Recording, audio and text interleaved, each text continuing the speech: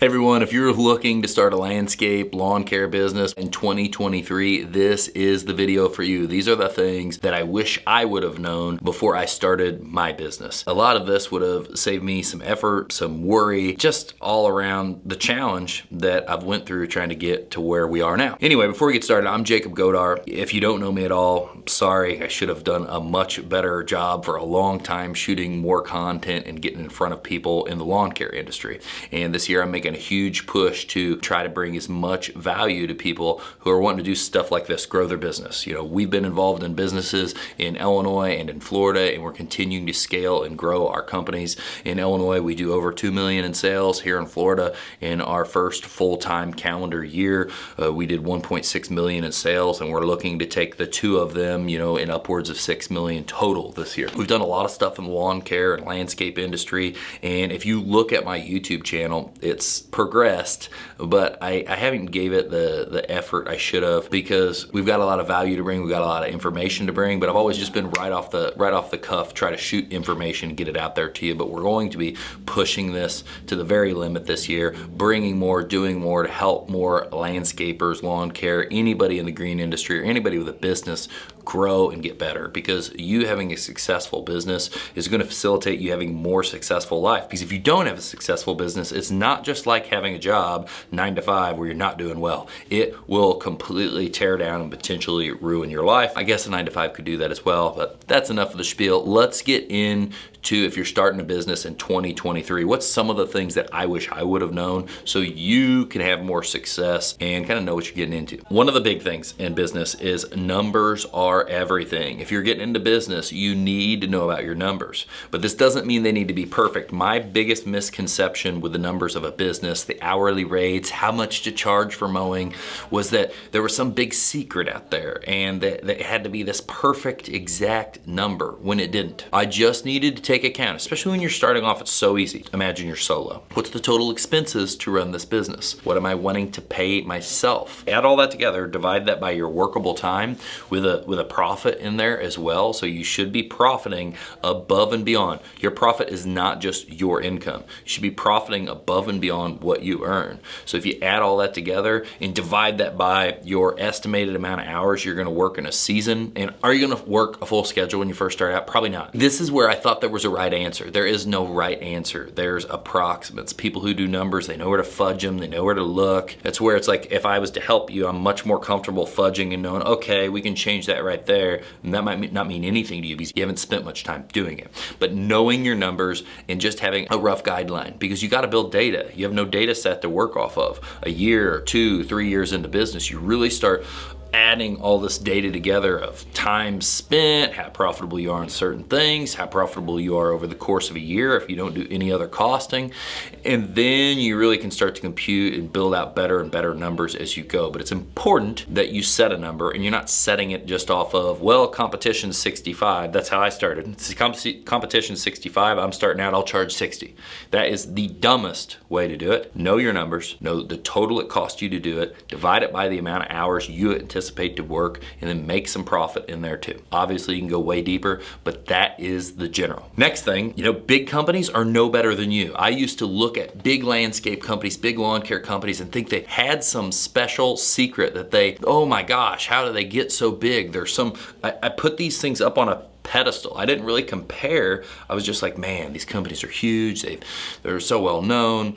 I would be afraid to talk to a business owner, like irrelevant. Most of the big company owners that you're gonna meet or get to know over time, if you're really pushing to be a good business owner, you're probably going to outpace them on your knowledge, because a lot of them, if they're older, they might be stuck in their ways. I'm not knocking old business owners here at all, but usually it's just the perception of these businesses are awesome, not as much the business is actually awesome.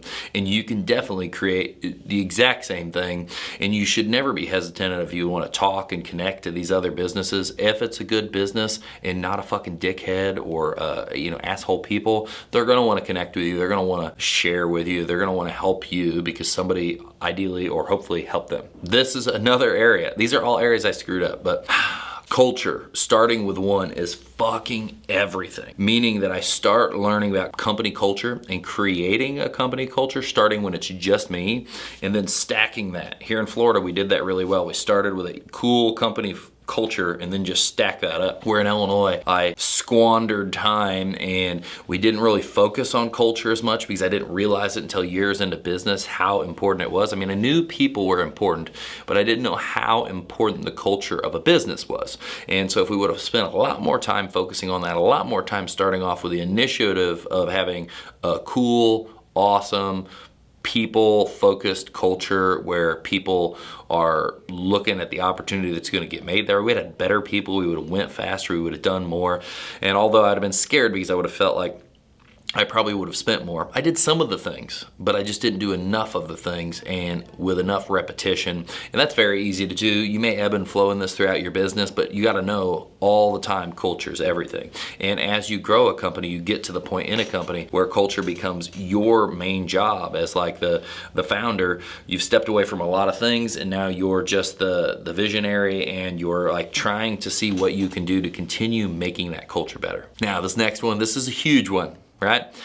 I would have spent more money on marketing, even though I didn't think I could afford it. I've always been really money shy, don't want to spend too much, super conservative. Yeah, you don't want to spend money on dumb marketing, but we did a lot of things really well. We could see that it was causing commotion and noise about our business, and I would have spent more money faster, and I would have probably risked more money because I want more people to know us so we can do more work. Because the more opportunity I can create, the faster the business grows, the faster we can bring on people, and the more effect we can have in the community. I think that in Florida we did that right because we really poured into things, and we did in 18 months what it took us 5 or 6 years to create in Illinois. And I wish if I could go back again, I'd do it a much more similar way. That's the typical thing is people are like, I don't have money for marketing. I'm going to market once I get money. Unfortunately, how are you going to get money if you don't market to sell stuff to then have said money? Here's one I got right, but it wasn't perfect because I dabbled a little bit. Started off, my CRM was a leather ledger book. Then it went to Jobber, and it went to Jobber. I wanted to go to Service Autopilot, but I didn't do it because Service Autopilot only supported desktop QuickBooks. And I didn't want to have to unwind what I'd already had going on QuickBooks Online because I wanted to switch away from Jobber really early and go to Service Autopilot, and I just didn't do it. So I felt like I was on the right track because I made the changes quick. First full-time year was the only year we did with Jobber. We realized it wasn't going to be good enough to scale our business the way we wanted to. So the second full-time year, we switched right over to Service Autopilot. And what my push here is picking a good CRM and picking a good CRM from as early as possible. So many times we're consulting, we're talking to people,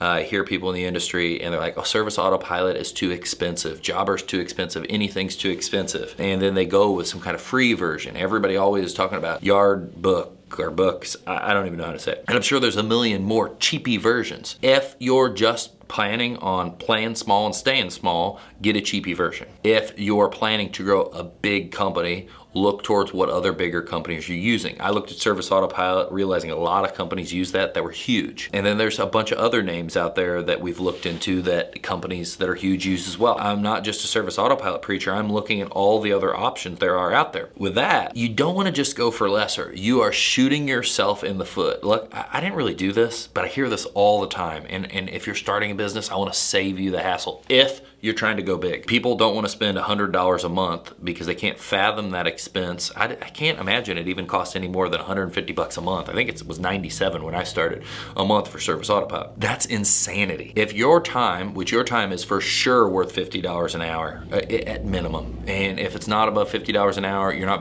valuing it right yet, it's worth much, much more. It's probably closer to 100 than it is to 50. So if you could save an hour and a half, 3 hours, it would pay for itself. And what you don't realize is it's going to do way more than that. And it's going to allow you to market and keep track of your clients better. It's going to differentiate you from all of your competition because your service is going to be better because it's set up and designed to communicate and not just be some clunky estimating system. It's designed to market and communicate and keep clients up to date. The industry does not do that. If you're starting a business in 2023, pick a company that is going to allow you to scale when it comes to CRMs, and pick one that is focused around communication, because your customer satisfaction, your customer service, if you want to grow big, it's going to start with you and it's going to scale to office admin. And you being 100 times better is going to make you smoke everybody in town that's saying, I'm using the cheap version and I don't have anybody in my fucking office and I don't have anybody else. You're going to smash those people because they can't produce what you can produce, and they can't control what you can control with a much more robust system. Here again, we use Service Autopilot, but there are many other systems that are robust, and there's systems that go even bigger and that are much more expensive than Service Autopilot. And also, as mentioned, we are always looking for the best thing because there's always new stuff that's coming to market, and it is my dedication to be on the cutting edge of all of this in my company. Finally, we're down to my last 2 points. This one's really powerful. You may not notice this off the bat by nature. I really realized this soon. I've kind of lived by this philosophy for a long time, but if you're not living by this, you're not going to have as much success. And this is something you have to hear if you're going into business this year. Whatever you do in business, it is not about what you do right now. It is about the long term. So it's not about the short term immediate decisions and like, what can I do to make money right this second? I mean, yeah, there's times where you need to get money in the door. Everything is long term. So I make a lot of decisions based off of it's not going to benefit me right now, and the only way this pays out is a year, 2 years, 3 years, 10 years, 5, whatever that is, down the road. Because long-term decisions are going to get you long-term success. A lot of us don't think about it enough, but we're where we are at today because of decisions we made 5 years ago, not the decisions we made yesterday. It's a common problem. If you start to employ people, you're going to see they're making decisions based on what is right at their feet instead of looking out into the future. And you as a business owner will not have the same level of success if you cannot look into the future and realize it is not just about what is happening to me today. I think that's a lot of reason people self-implode and just stop instead of continuing on because they feel like their situation in the given moment is more powerful than the rest of their existence. And that is a skewed version of reality.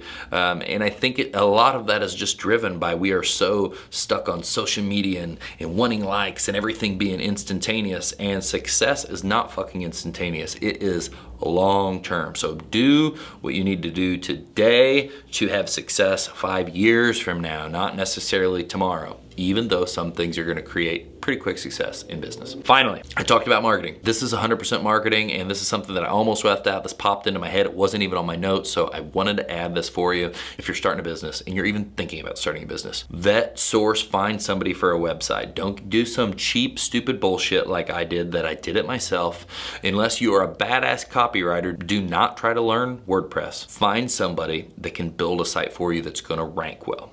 And all you have to do is look for website designers, get referral or references from them where you can call other happy clients, and find somebody that is somebody you can invest into so you can start building your business. It's the conduit for all marketing you use. It needs to rank well. This is so vitally important. We got our first website middle of first year. Maybe it was in the first part-time season, but it was janky and we made it ourselves. Then we paid somebody $1,500 who totally screwed us over, and that's when my wife learned that she's amazing at creating websites and can allow them to rank because she is the best writer and copy creator in the world. Not everybody's gonna have that wife. So I would have vetted somebody else, and I was real hesitant because I didn't know how big it was gonna be for our business. It takes time for a website to rank. Every day you let go where you don't start a website is just pushing out that 5 to 6 months time span. It's going to take you to rank really well anyway. So you need to prioritize getting a website. And this can be scary because I know it costs money. It seems like a lot. I know $1,500, $5,000, whatever is going to be the best investment you ever make as long as it's ranking and kicking ass. Also, don't be on some stupid subscription model. You should pay for it. You should own the thing. If you want to pay somebody to continue upgrading it, fine. But I don't think you should be on $100, $200, $400, $500 a month thing just so so some website company can create reoccurring revenue. Do I like reoccurring revenue? Yes. Do some of them create shit tons of value in that reoccurring revenue? Maybe they do. So maybe that would be good, but I think a lot of them, it's more of just a reoccurring payment and you don't get as much as what you pay for. So thank you so much for watching. If you found this information helpful about starting your business, let me know in the comments. I want to know if you're planning to start in 2023, or maybe some of this is even helping your mindset on what you're going to do in business moving into the future. But make sure you like and make sure you subscribe to this channel. It's my whole mission to help people grow their business, have more success. As we learn to have more success, share that with people. And if you like and subscribe, it's going to get us out there where we can help more people. And if you share this with other people, you will be helping this mission, this want to inspire and train and teach other people so they can kick more ass. And it would mean the world to me. So thank you so much for watching. Talk to you soon.